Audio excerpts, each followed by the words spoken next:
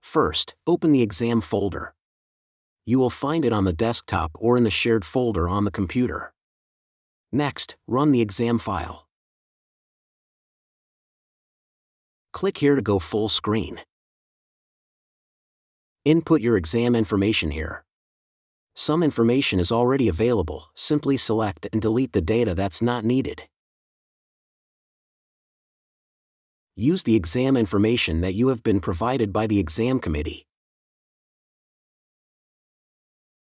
Should you need any further information, contact your exam in charge.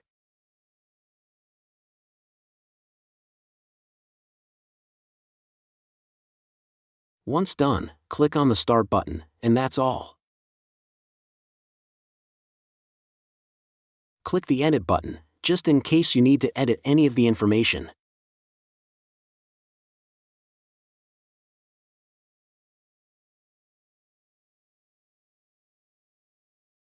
Once the exam is finished, just exit the application.